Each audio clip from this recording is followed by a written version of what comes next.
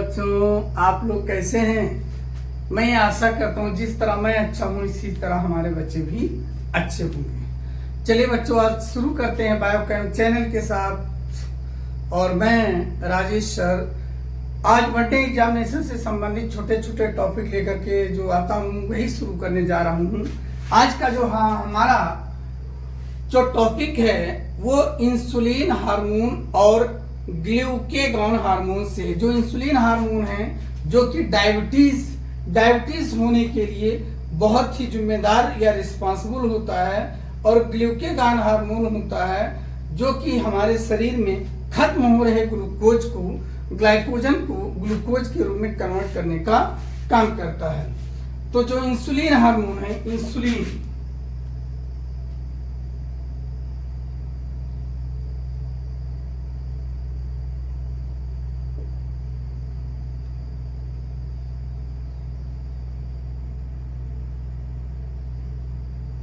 And glucagon hormone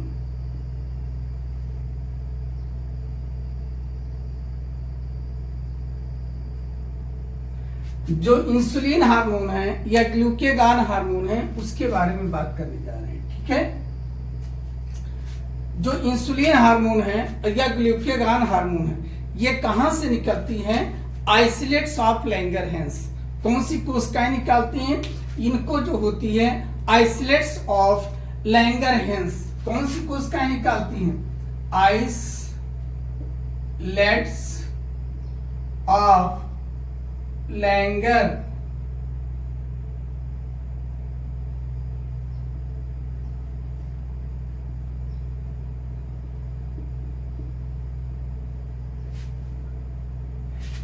जो insulin को निकालने वाली जो सेल्स होती हैं वह सेल कौन सी होती हैं? आइसोलेट्स ऑफ लैंगरहैंस की जो सेल्स होती हैं वह क्या निकालती हैं? इंसुलिन हार्मोन को या ग्लाइकोजन हार्मोन को निकालती हैं। ये होता कहाँ? आइसोलेट्स ऑफ लैंगरहैंस कहाँ पाया जाता है? पैनक्रियाज में। पैनक्रियाज में जो पैनक्रियाज होता है, पैनक्रियाज में आइसोलेट्स ऑफ लैंगरहैंस होती हैं, यही इंसुलिन या ग्लूकेगॉन का श्रवण करती हैं। ये जो आइसोलेट्स ऑफ लैंगरहैंस हैं, देखिए ऐसे ये कोशिकाएं हैं, ये देखिए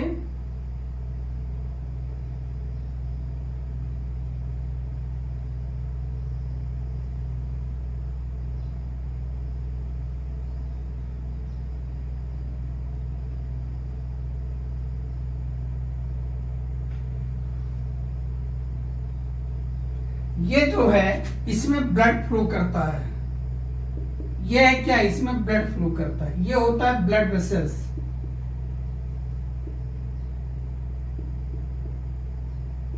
ये ब्लड वेसल्स है, इसमें ब्लड बहता है। बीच वाली सेल को कहते हैं कौन सी? Gamma cell. कौन सी सेल कहते हैं? Gamma cell. इधर वाली सेल को कहते हैं बीटा सेल। क्या कहते हैं? Beta cell, ORR B cell, इसको बी सेल भी कहते हैं। और जो इधर है ये वाली सेल, इसको कहते हैं अल्फा सेल। और इसको क्या कहते हैं? अल्फा सेल कहते हैं, ORR ए सेल कहते हैं। क्या कहते हैं? ए सेल कहते हैं। अल्फा सेल, ORR ए सेल कहते हैं। और ये जो पाई जाती है आइसोलेट्स ऑफ लैंगरहैंस कहाँ पाई जाती है? पैनक्रियाज में पाई जाती है। राइट, तो आइसोलेट्स ऑफ लैंगरहैंस पैनक्रियाज में पाई जाती है। और जो आइसोलेट्स ऑफ लैंगरहैंस है इसमें 3 प्रकार की सेल होती हैं। देखिए, अल्फा सेल, बीटा सेल या बी सेल, और इसको गामा सेल कहते हैं। गामा सेल जो होती है ब्लड में ग्लूकोज लेवल को बनाए रखने के लिए बहुत ही रिस्पॉन्सिबल होती है। ये गामा सेल ब्लड में ग्लूकोज लेवल को बनाए रखने के लिए बहुत ही रिस्पॉन्सिबल होती है। अगर ये घटता है तब भी ये रिस्पॉन्सिबल है, बढ़ता है ब्लड ग्लूकोज लेवल तब भी ये रिस्पॉन्सिबल है।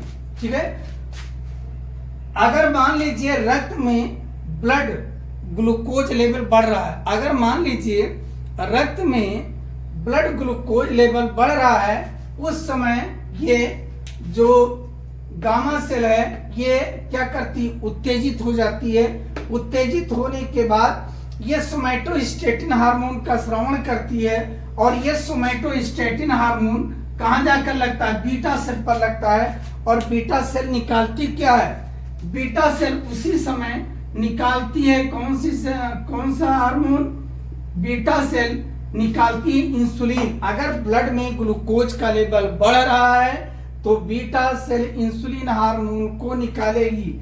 क्या निकालेगी, इंसुलिन हार्मोन को निकालेगी। और इंसुलिन हार्मोन कहां पर लगेगा, जो ग्लूकोज अधिक था या हो रहा था उस ग्लूकोज पे लगेगा। कहां पे लगेगा, ये देखिए ग्लूकोज पे लगेगा और ग्लूकोज ग्लाइकोजन में बदल जाएगा। देखिए बीटा सेल ने इंसुलिन निकाला। अगर रक्त में शुगर की मात्रा बढ़ रही है तो बी सेल इंसुलिन हार्मोन निकालेगा, जो कि ग्लूकोज को, बढ़ते हुए ग्लूकोज को इंसुलिन ग्लाइकोजन में चेंज कर देगा। ये था अगर बढ़ रहा था तब। और अगर मान लीजिए ब्लड में ग्लूकोज का लेवल घट रहा है, उस समय ये जो गामा सेल है ये उत्तेजित हो जाएगी, और उत्तेजित होने के बाद सोमैटोस्टेटिन हार्मोन निकालेगी। और सोमैटोस्टेटिन हार्मोन निकालने के बाद ये किसको दे देगी, अल्फा सेल को। अल्फा सेल को ट्रांसफर कर देगी। अल्फा सेल को क्या करेगी, ट्रांसफर कर देगी। और जैसे अल्फा सेल को ये ट्रांसफर करेगी तो क्या होगा, इसको ऐसे लिखें, तुम लिखने में मजा नहीं आता कि उस तरह हो जाए। ये निकालती है कौन सी, ये अल्फा सेल है, अल्फा सेल ORR क्या है, ए सेल। ये निकालेगी कौन सा हार्मोन, ग्लूकेगान। जगह कम पड़ जा रही है, अल्फा सेल ORR ए सेल क्या हो जाए, ये निकालेगी ग्लूकेगॉन।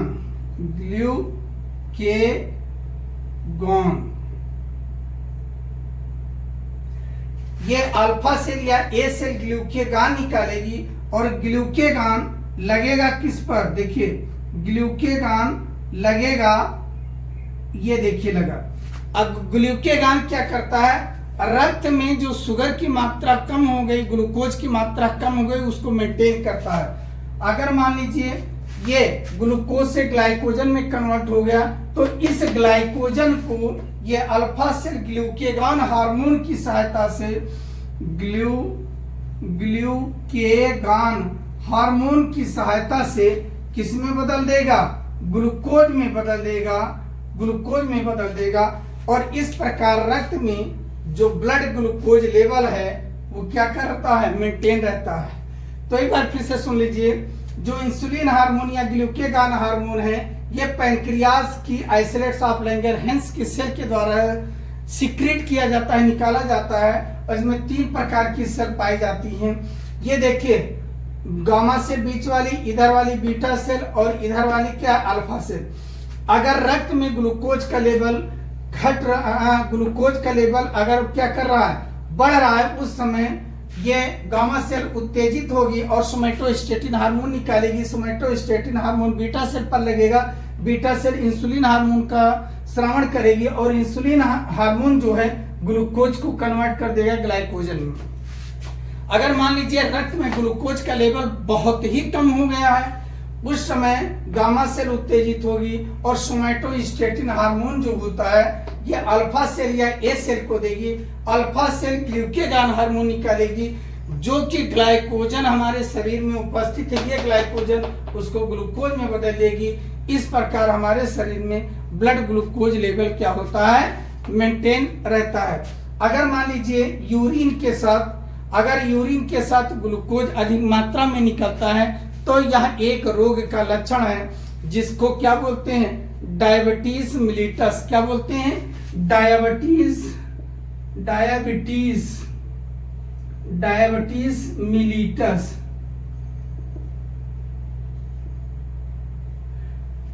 अगर यूरिन के साथ अधिक मात्रा में ग्लूकोज या शुगर पास होता है, बाहर निकलता है, तो वह एक रोग का लक्षण है, डायबिटीज मिलिटस। ठीक है, ओके। किसी प्रकार कोई समस्या होगी तो बताइएगा बच्चों। बने रहिए अपने बायोकेम चैनल और राजेश सर के साथ। Okay, thank you.